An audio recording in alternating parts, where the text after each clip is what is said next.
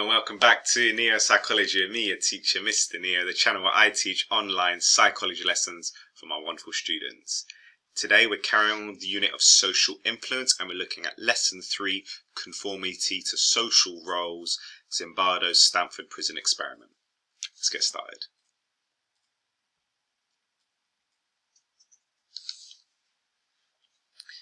Starter. Do people do horrible things because of the person they are or the situation they are in? Big question, and the answer may surprise you. Let's have a look. In our first two lessons, we looked at our tendency to conform to the behaviours or opinions of other people when they form the majority of a group. But to what extent do we conform to the expectations that people have of us? These expectations arise out of the roles we play in society and are powerful influences on our behaviour. Now, I recommend you to watch this documentary of Zimbardo's 1973 Stanford prison experiment. This documentary includes real footage from the study, okay? So check out YouTube, feature film, the Stanford prison experiment documentary, all right? You'll get a much better understanding of this key piece of research if you watch this video. Please check it out. I'll show it to my students in person. Otherwise, let's continue with the lesson. We've got 3 learning objectives: to have a look at Zimbardo's Stanford prison experiment procedure, findings, and to evaluate the research itself. Okay, key piece of research done by Philip Zimbardo in 1973. Let's get started. Let's have a look at the procedure. Zimbardo et al. In 1973 set up a mock prison in the basement of the psychology department at Stanford University to investigate the effects of social roles on conformity. You can have a look at the advert on the right hand side in the middle. Male college students needed for psychological study of prison life, $15 per day for 1 to 2 weeks beginning on August the 14th rather. For further information and applications, come to the room 248 Jordan Hall, Stanford University. 21 male student volunteers were involved in the study, selected by psychological testing that showed them to be emotionally stable. They were randomly allocated to the role of guard or the role of prisoner, and that's an important piece of information there. They were randomly allocated to either guard or prisoner. The social roles were encouraged by 2 routes: 1, uniform, and 2, instructions about behaviour. Regarding uniform, prisoners were strip searched, given a uniform and a number, no names, and this encouraged de-individuation, right? They took what made them an individual away from them. Guards enforced rules, had own uniform with handcuffs and mirrored sunglasses, so both guards and prisoners had a uniform to wear. Prisoners were told that they could not leave but would have to ask for parole, and guards were told that they had complete power over the prisoners. Right, here's the key definition of social roles. What is a social role? You need to use key terms in your answers to show that you are a higher caliber student. What are social roles? Social roles are the behaviors expected of an individual who occupies a given social position or status. Everyday examples include parent, child, student, passenger, and so on. All of these social roles have certain expectations of what one is expected to do or behave. So that is the procedure of Zimbardo's Stanford prison experiment. Let's have a look at the findings. What was found? The guards played their roles enthusiastically and treated prisoners harshly. The prisoners rebelled within 2 days. They ripped their uniforms, shouted and swore at the guards. The guards retaliated with fire extinguishers and harassed the prisoners. Reminder of their powerless role, e.g. frequent head counts, including at night. The guards' behaviour threatened the prisoners' psychological and physical health. For example, 1. After the rebellion was put down, after the 2nd day, the prisoners became subdued, anxious and depressed. they quashed the rebellion. And 2, 3 prisoners were released early because they showed signs of psychological disturbance. 3, 1 prisoner went on a hunger strike. The guards attempted to force feed him and punished him by putting him in the hole, which was a tiny dark closet. The study was stopped after 6 days instead of the planned 14. As you saw from the advert, it was meant to be a 14-day study, but it was stopped because of ethical considerations after only 6 days. What can be concluded from this research? Social roles are powerful influences on behavior. Most participants conformed strongly to their role. The guards became brutal and the prisoners became submissive. So what this research showed us is, in regards to conformity, people conform to the social roles that they have. Those that were given the role of guard became brutal. They became horrible. They would wake up the prisoners at night and make them do push-ups and make them clean the toilets without any gloves or any sanitary wear or anything like that. The prisoners became really submissive. They rebelled and swore, but then after that they got put down and they became really sad and depressed, and they just accepted their fate. They conformed to their social roles.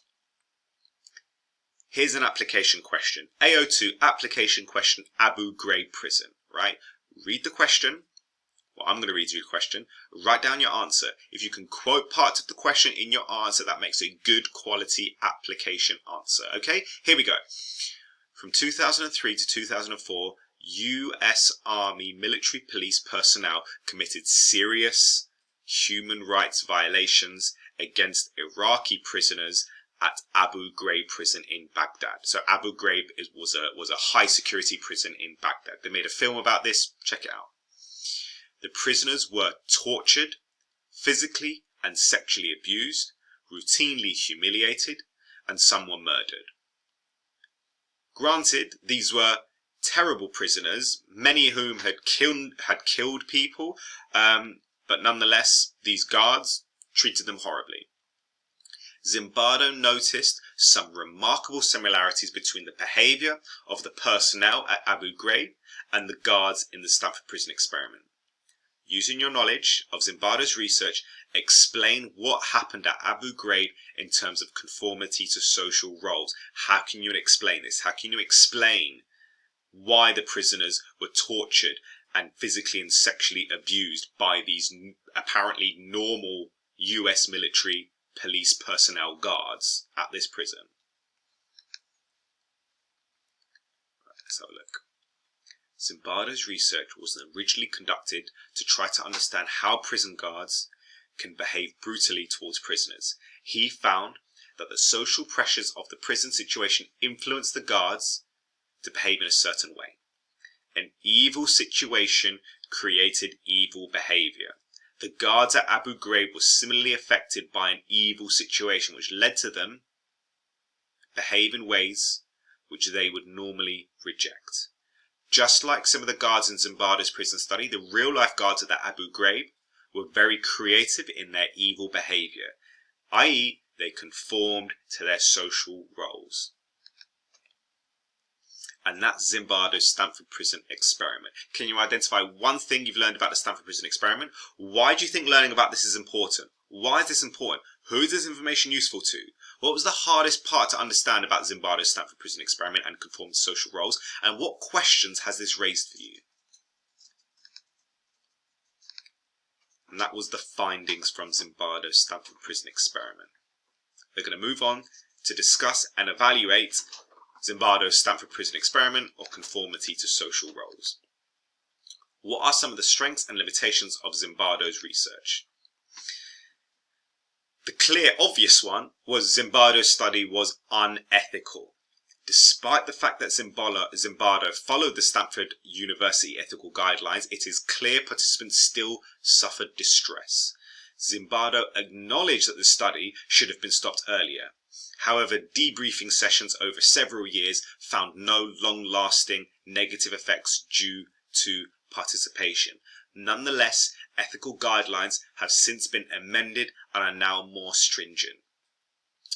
A little bit of a backstory on this is one of the one of the researchers that was helping Zimbardo with this study, well, not at the start, she came in and Zimbardo showed her the research, and he goes, look at this, isn't it amazing? I've given these people the social role of guard, and these people the social role of prisoner. I gave the guards this uniform to wear and the sunglasses, and I gave the prisoners gear and numbers, and look, they've conformed to their social roles. Isn't this amazing? Look at this research. This undergraduate research fellow this is terrible. Look at the conditions they're in. This is awful. These are young adults. We need to stop this. This is unacceptable. And Zimbardo wasn't happy about that at the start. He goes, what are you talking about? This is an amazing piece of research. He had gotten too involved in it. It's a classic example of a participant observation where Zimbardo forgot the insight and he became part of the research. And afterwards, he realized, yes, this was wrong. And that's when they had to shut down the study. Is this a strength or limitation? This is clearly a limitation. It was incredibly unethical. Practical applications that explain events at the Abu Ghraib prison.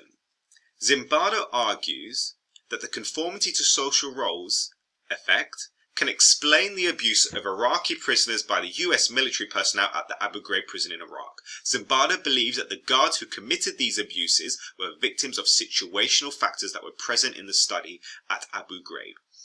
These included lack of training or accountability to higher authority. He concludes that these factors, combined with an opportunity to misuse the power associated with their roles, led the guards to abuse their prisoners in both situations. Okay, this is a strength. It is showing how Zimbardo's research can explain these real life events that happened in Abu Ghraib prison. And the final evaluative point is Stanford prison experiment did have high control over variables. Emotionally stable participants were recruited and they were randomly allocated to the roles of guard or prisoner. The guards and prisoners had those roles only by chance, so their behaviour was not due to the role itself and not their personality. So the behaviour was due to the role itself and not their personalities. One would argue, oh, maybe those guards just happened to be horrible people. Maybe they gave the horrible people, or those that seemed more aggressive in the interview, those guards. And maybe those that seemed more passive and more submissive, prisoners. No, that's not the case. They randomly allocated it. This control increased the study's internal validity, so we have more confidence in drawing conclusions about the effect of social roles on conformity. So this is a strength. Can you summarize each evaluative point into your own words? If you were given the maximum mark question on this, which is a 16 marker, you would need around 3 evaluative points, 3 good evaluative points, 4